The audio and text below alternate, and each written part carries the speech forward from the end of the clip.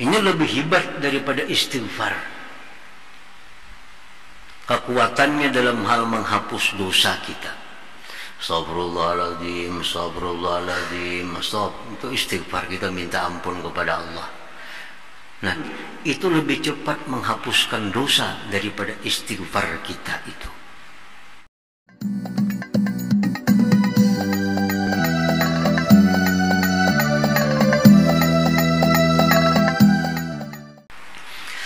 Nah, para muhibbin rahimakumullah, Allah menciptakan makanan pokok kita, dan Allah juga yang menyampaikan ke dalam tubuh kita. Dalam hal menyampaikan makanan pokok itu ke dalam tubuh manusia, ada dengan cara yang lazim, yang biasa, ada dengan cara yang ghairul lazim, yang luar biasa. Nah, di waktu kita mencari makan, misalnya makanan pokok kita ini nasi. Di waktu kita memasak nasi, menyuap nasi, itu hakikatnya yang berperan di situ adalah al-mukit. Al-mukit. Kita yang waktu itu memasak nasi, menyuap nasi, itu merupakan mazhar daripada nama Allah al-mukit. Nah, itu Allah menyampaikan makanan ke dalam tubuh kita dengan cara yang lazim. Allah gerakkan manusia untuk mencari makanan itu. Allah gerakkan manusia untuk memasaknya. Allah gerakkan manusia untuk menyuapnya sehingga sampai ke dalam tubuh manusia tadi. Dengan sampainya ke dalam tubuh manusia, manusia bisa bangkit, bisa hidup. Nah, itu dengan cara yang lazim. Ada pula Allah subhanahu wa ta'ala menyampaikan makanan itu kepada manusia dengan cara yang tidak lazim, seperti yang Allah contohkan kepada Siti Maryam alaihassalam, ibunda Nabi Isa alaihissalam. Nah, kalau kita makanan mencari, memasak, menghidangkan, menyuap, lalu kita bisa tegak. Nah, kalau Maryam ini Allah sampaikan kepada dia makanan dengan cara yang ghairul lazim. Maryam kada pernah cari makanan, Maryam kada pernah memasak. Setiap hari makanan datang di rumah Siti Maryam itu, di tempat peribadatannya itu. Di dalam Al-Quranul Karim dijelaskan oleh Allah subhanahu wa ta'ala, kullama dakhala 'alaiha Zakaria al-mihrab wajada 'indaha rizqa qala ya Maryam anna laki hadza qalat huwa min 'indillah. Nabi Zakaria selaku yang menjaga Siti Maryam, begitu buka kamar Siti Maryam ada makanan. Maka kamar itu dikunci oleh Nabi Zakaria di luar. Kada akan bisa seorang pun masuk ke dalam kamar Siti Maryam itu. Nabi Zakaria buka pintu kamar Maryam, ada makanan, siap makan. Sudah masak, sudah siap dimakan. Besok buka kamar, ada lagi makanan. Tanpa ada Maryam memasaknya, tanpa ada Maryam mencarinya, makanan sudah siap. Nabi Zakaria bertanya kepada Siti Maryam, dari mana makanan ini? Qalat huwa min 'indillah. Ujar Maryam, ini dari Allah subhanahu wa ta'ala. Nah, ini cara Allah yang lain menyampaikan makanan kepada Siti Maryam dengan cara yang ghairul lazim, tidak lazim. Nah, itu berlaku kepada Siti Maryam. Kepada umat Nabi kita sallallahu alaihi wasallam banyak sekali terjadi kepada para aulia-aulia Allah. Di antaranya kepada Zunnun al-Misri. Zunnun al-Misri ini, nah, bila mana beliau masuk rumah, sudah siap makanan untuk dimakan. Padahal di rumah itu dikunci, rumah itu kada ada orangnya, begitu sidin datang dari masjid, sudah siap makanan. Nah, ini pun cara Allah menyampaikan kepada Zunnun dengan cara yang tidak lazim. Namun kita biasa kalau mencari makan nukar baras dulu ke pasar, nukar baras, dibasuh barasnya, dimasak barasnya, hanya dimacam-macami, hanya siap makan. Nah, ini untuk kejadian kepada Siti Maryam, kepada Zunnun al-Misri, kepada para wali Allah yang lain. Nah, itu sudah cara yang ghairul lazim. Nah, Allah menampakkan bahwa namanya itu adalah Al-Muqit. Nah, kemudian ada lagi cara Allah menyampaikan makanan itu yang lebih hebat daripada kejadian ibunda Nabi Isa Siti Maryam tadi, yaitu Allah berikan kepada Ashabul Kahfi. Ashabul Kahfi yang tidur di dalam gua selama 309 tahun. 309 tahun tidur di dalam gua tanpa ada yang tahu siapa yang memberi makan dia sehingga masih hidup. 309 tahun dibangunkan oleh Allah dalam keadaan kuat. Nah, di sini Allah Subhanahu wa taala menyampaikan makanan pokok kepada mereka Ashabul Kahfi itu dengan cara yang ghairul lazim, dengan cara yang di luar daripada kebiasaan. Allah beri makan kepada mereka dengan cara yang di luar daripada adat kebiasaan kita. Nah, demikian kepada Rasulullah sallallahu alaihi wasallam, Nabi kita sanggup puasa berapa hari pun saja sanggup. Nah, puasa artinya kada berbukaan, kada berimsakan, kada bersahuran. 24 jam pol bisa sanggup Nabi kita. Nah, sahabat nak mencontoh puasa kayak Nabi, kada berimsakan, kada berbukaan. Nah, ujar Nabi, jangan. Innama yut'imuni wa yaskini. Allah yang memberi makan aku, Allah yang memberi minum aku. Nah, itu namanya Al-Muqit. Allah yang menyampaikan makanan pokok kepada manusia sehingga mereka bisa hidup, bisa bangun, bisa bergerak. Dengan cara yang lazim, cara seperti kita biasa, dan cara yang ghairul lazim seperti yang terjadi kepada orang-orang yang dikehendaki oleh Allah Subhanahu wa taala. Jadi Ashabul Kahfi 309 tahun dalam gua, kada makan, kada minum, guring aja gawiannya, bisa hidup. Nah, itu Allah langsung yang menyampaikan makanan pokok ke dalam tubuh mereka. Begitu mereka bangun, gerak kawan. Berapa jam kita guring sudah nih? Kada tahu 309 tahun. Ada duit di kantong, coba bang ke pasar cari makanan. Duitnya kada payu lagi sudah. 309 tahun. Nah, sampai demikian kembali ke dalam gua lagi, dan sampai sekarang masih ditidurkan lagi oleh Allah Subhanahu wa taala sampai kena turun Nabi Isa alaihissalam bangun kembali. Ini sekarang masih guring orangnya. Yang 7 orang itu. Maksalmina, Tamliha, Martunis, Ninus, Zunuanis, Sariulis, Palistatiunis, itu ngarannya 7 orang Ashabul Kahfi yang ditidurkan oleh Allah Subhanahu wa taala dan diberi makan oleh Allah tanpa sepengetahuan siapa juga pun, sehingga mereka masih bisa hidup, masih bisa bergerak sampai pada ajal mereka yang ditentukan oleh Allah Subhanahu wa taala. Nah, para muhibbin rahimakumullah, jadi itulah makna daripada nama Allah yang ke-40, Al-Muqit. Allah yang menciptakan makanan pokok dan Allah juga yang menyampaikannya ke dalam badan manusia ini. Al-Mu'min bismillah Al-Muqit, orang yang beriman dengan nama Allah Al-Muqit. Nah, kita sudah tahu Allah dengan namanya Al-Muqit menciptakan makanan dan menyampaikannya ke tubuh kita. Nah, kalau kita beriman dengan nama itu, setelah kita paham maknanya, kita disuruh untuk berakhlak sepertinya. Yaitu apa? Nah, kita dihimbau, kita disuruh oleh Allah Subhanahu wa taala agar suka memberi makan kepada hamba-hamba Allah Subhanahu wa taala. Nah, disebut dengan it'amut ta'am. Orang yang beriman kepada Al-Muqit, percaya kepada Al-Muqit, maka dia akan suka memberi makan orang lain. Karena itu bagian daripada keimanan kita kepada nama Allah Al-Muqit itu. Allah yang menciptakan makanan, Allah yang menyampaikannya ke tubuh kita. Kita selaku manusia hamba Allah beriman dengan demikian, kita pun juga suka memberi makan kepada hamba-hamba Allah Subhanahu wa ta'ala. It'amut ta'am.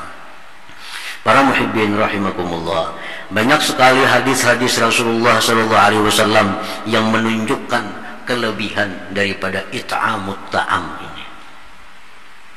Manfaat yang kita dapat apabila kita bisa memberi makan kepada orang lain. Nah, di antaranya Rasulullah SAW bersabda, min mujibatil maghfirah it'amut ta'am.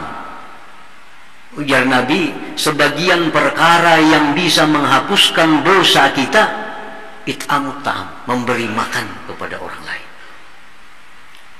Ini lebih hebat daripada istighfar. Kekuatannya dalam hal menghapus dosa kita. Astagfirullahaladzim, astagfirullahaladzim, itu istighfar, kita minta ampun kepada Allah.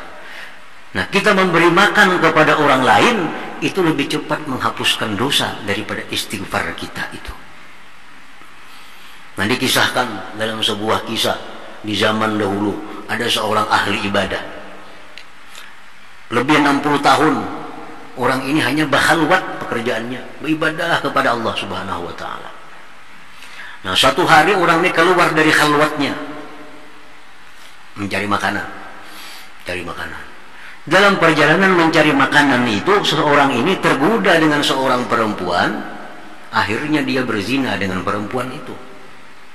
Padahal ini orang sudah 60 tahun ibadah kepada Allah Subhanahu wa taala, berkhalwat. Suatu hari dia mencari makanan, dia berzina dengan seorang perempuan. Nah, roti yang ada di tangannya itu dia bawa roti tadi.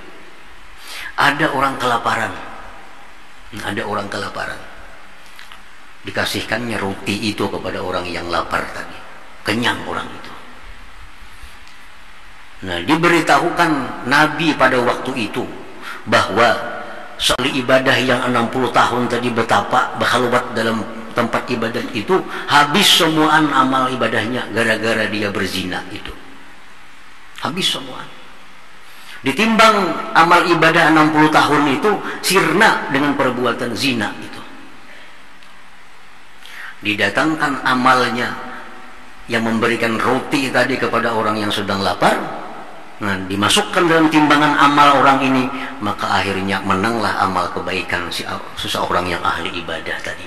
Artinya, sepotong roti yang dia berikan kepada orang yang berhajat itu dapat menghapuskan dosa zinanya itu. Nah, jadi itu ujar Nabi kita, min mujibatil maghfirah it'amut ta'am. Termasuk hal yang mendatangkan ampunan Allah kepada kita, it'amut ta'am, memberi makan kepada orang lain. Memberi makan satu orang kah, dua orang kah, makin banyak makin bagus. Kada mesti menunggu kita baruhan beri makan itu. Ada makanan nasi bungkus kita beri kepada orang, it'amut ta'am. Nah, jadi it'amut ta'am ini artinya memberikan orang makanan tanpa ada balasan apa-apa daripada mereka. Itu disebut it'amut ta'am. Kalau kita mengundang ke rumah kita orang kita undang ke rumah kita suruh bertahlil. Orang nih suruh bertahlil, suruh baca muqaddam Quran, hanya kita suruh ngi makanan, itu kada it'amut ta'am. Orangnya orang bertahun jam bertahlil duduk sudah di situ. Itu sama-sama berbuat baik. It'amut ta'am ini kada ada baca doa selamat, kada ada bertahlil, beri orang makanan habis. Itu namanya it'amut ta'am. Kalau kita orang disuruh baca ini, suruh baca itu, kita beri makanan, itu artinya mau upah orang berbuat baik kepada kita. Bukan termasuk it'amut ta'am yang mendatangkan ini. Itu kadang murni it'amut ta'am, karena ada balasan dari orang lain kepada kita. Nah, kita undang datang manusia, kita undang ke rumah, mereka datang duduk, hidangkan makanan, hidangkan minuman, sudah selesai, dah berikan. Nah, itu it'amut ta'am, tanpa ada manfaat yang kita ambil dari orang yang kita undang itu. Nah, pekerjaan seperti itu buah keimanan kepada nama Allah Al-Muqit dan dapat menghapuskan dosa-dosa yang kita lakukan. Itu antara lain manfaatnya it'amut ta'am. Rasulullah SAW bersabda, khiyarukum man at'amat ta'am. Orang yang paling baik di antara kalian itu, ujar Nabi, orang yang suka memberi makan kepada orang lain. Nah, jadi itu pertama. Kalau kita beriman kepada nama Allah Al-Muqit, maka kita akan jadi orang yang suka memberi makan kepada orang lain. Nah, kemudian yang kedua, buah keimanan kita kepada nama Allah Al-Muqit, an la ya'kula illa halala. Bahwa dia tidak makan makanan yang masuk ke dalam tubuhnya itu, melainkan makan yang diizinkan oleh Allah Subhanahu wa ta'ala, yaitu makan yang halal. Itu masuk bagian dari iman kepada Al-Muqit. Yang kedua, kita makan makanan untuk menggerakkan tubuh kita. Makanan ini makanan yang diizinkan oleh Allah Subhanahu wa ta'ala, yaitu makanan yang halal. Makanan halal. Karena makanan ini ada yang jelas-jelas haram, ada yang jelas-jelas halal, ada yang di tengah-tengah, ada jelas antara halal haramnya. Yang makanan haram itu ada dua. Satu, haram barangnya, seperti bangkai, seperti apa lagi, daging babi misalnya. Nah, ini makanan ini haram, haram barangnya yang haram. Yang kedua, barang itu menjadi haram karena dengan cara yang haram mendapatkannya, jadi haram juga. Ini barang-barang halal sebujurnya. Ini beras, nasi halal, daging sapi halal. Cuma cara mendapatkannya dengan cara yang tidak halal, maka barang itu pun jadi kada halal. Kita dapat daging, dapat nasi dengan cara mencuri. Padahal nasinya itu halal, cuma caranya kada halal, akhirnya jadi kada halal. Ini sapi sebujurnya halal, tapi karena cara menyembelihnya salah, sehingga jadi daging sapinya kada halal. Atau sapinya halal tapi sapi curian, jadi sapi kada halal. Nah, orang beriman kepada nama Allah Al-Muqit, Al-Muqit, kada mau makan untuk menjaga tubuhnya kecuali dari makanan yang halal itu. Nah, para muhibbin rahimakumullah, para ulama menyimpulkan dari berbagai macam dalil apa keuntungan kita makan yang halal itu. Ujar mereka menyimpulkan, yang pertama, makanan yang halal itu munawwirul qulub, menerangkan hati kita. Orang nang kada pendapatan, orang nang pembabal, nah makan itu harus dengan makan nang halal, maka hatinya akan jadi terang, otaknya akan jadi cerdas. Munawwirul qulub, makanan yang halal itu menerangi hati seseorang. Yang kedua, ujar para ulama, makanan yang halal itu faidahnya adalah husul taufik, menghasilkan kegemaran untuk ibadah. Karena tubuh kita diisi yang halal, yang halal, yang halal, datang taufik Allah. Dengan taufik itu segala ibadah menjadi ringan dilakukan. Sembahyang malam dengan ringan dilakukan, berbuat kebaikan, baca Quran, baca salawat, nuntut ilmu dengan ringan. Nah, itu buah daripada makan yang halal, husulut taufik. Orang yang makan haram kada akan bisa tahajud malam hari secara istiqamah. Kenapa? Karena tubuhnya diikat oleh makanan yang haram itu. Jadi amun kita ada masalah dengan ibadah, kenapa ibadah kita kada mau rutin, kenapa ibadah kita kada mau istiqamah, nah kita periksa sumber makanan kita, mungkin ada yang kada halal masuk ke dalam tubuh kita. Nah, yang ketiga, husulu ijabatillah, hasil darinya ijabah dari Allah. Kalau kita berdoa, doa kita diijabah oleh Allah. Kalau kita berdoa, doa ini dikabulkan oleh Allah karena makanan kita ini halal. Yang menghambat doa kita itu akibat kita makan haram atau makan subhat. Nah, ini yang menyebabkan doa kita terhalang. Nah, kalau makanan kita halal, doa kita akan tembus kepada Allah Subhanahu wa ta'ala. Nah, yang kelima, kabul taat. Taat yang kita lakukan diterima oleh Allah Subhanahu wa ta'ala karena tubuh kita diisi dengan barang yang halal itu. Nah, para muhibbin rahimakumullah, Rasulullah SAW bersabda, ujar Nabi kita, ya Sa'ad, atib mat'amak takun mustajabat da'wah. Wahai Sa'ad, baguskanlah makanan kamu, niscaya engkau mustajab doa. Kalau kau hendak jadi orang yang mustajab doa, baguskan makanan. Walladhi nafsu Muhammadin biyadihi, innal 'abda la yaqdhifu al-luqmatal haram bi jawfi ma yataqabbalullah minhu al-amala 40 yawma. Ujar Nabi kita, demi Allah, bahwa seorang hamba yang makan sesuap makanan yang haram ke dalam tubuhnya, Allah tidak akan menerima baginya ibadah 40 hari. Nah, Kita makan yang haram, sesuap, 40 hari ibadah kita ditolak oleh Allah Subhanahu wa ta'ala. Masa suap aja, masa pikirin berapa suap? Doa kita ditolak oleh Allah Subhanahu wa ta'ala. Nah, dikisahkan ada seorang raja di satu kota di negeri Irak. Ini kejadian di zaman dahulu. Raja ini orangnya orang pintar, agamanya pintar, tapi imannya kurang. Ini mengetahui masalah-masalah agama. Dan di kota itu terkenal orang kota itu mustajab doa. Kalau ada raja yang berkuasa di situ, raja ini kada jujur, begitu didoakan oleh orang kampung situ, habis dah mati raja nih. Ada raja di situ berkuasa lagi, raja kada jujur, orang kampung berkumpul di masjid berdoa, mati rajanya. Nah, datang giliran kepada raja yang saikung ini, hendak mengakali kayak apa caranya orang kampung nih.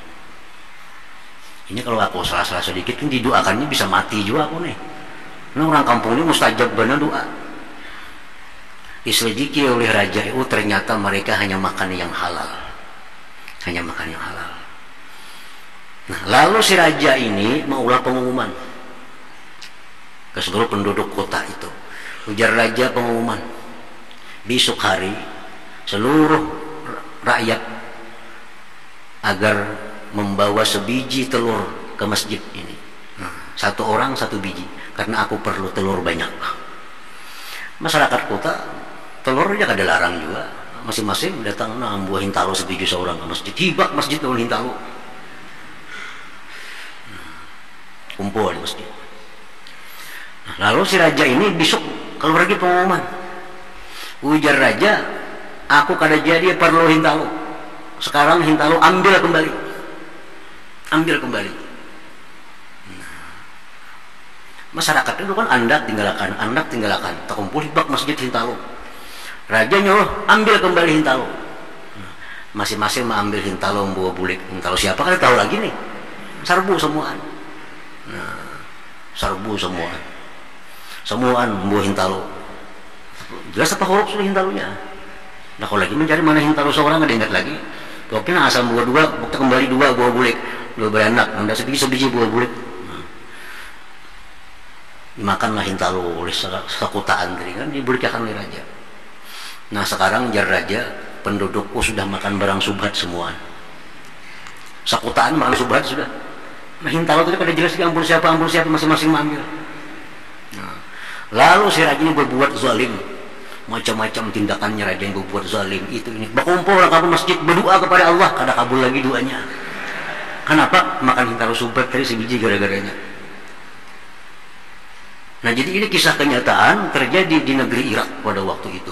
Ini pengaruh orang yang makan hintalo subhat pun doanya sudah kada didengar lagi oleh Allah Subhanahu wa ta'ala. Apalagi makan yang haram, makinnya. Apalagi sebenarnya makan sebiji hintalo aja sudah mengganggu dengan mustajabnya doa. Nah, jadi orang yang beriman kepada nama Allah Al-Muqit, dia akan suka memberi makan orang lain, dan dia tidak akan memasukkan makanan ke dalam tubuhnya kecuali makanan yang diizinkan oleh Allah Subhanahu wa ta'ala, yaitu makanan yang halal. Nah, anak menjadikan anak kita bagus, anak kita ini jadi akhlaknya bagus. 40 hari petunjuk para ulama, jangan diberi makan kecuali makan yang pasti halal. Jadi anak ini kada perlu didoakan, kada perlu disambayang taati, kada perlu disekolahkan kemana-mana. Cukup 40 hari si anak asal jangan makan kecuali yang halal, anak ini akan berubah jadi anak yang saleh. Asal bujur-bujur kita kau menjaga ini 40 hari anak kita makan barang yang halal, maka dengan sendirinya anak ini menjadi anak yang takwa kepada Allah Subhanahu wa ta'ala.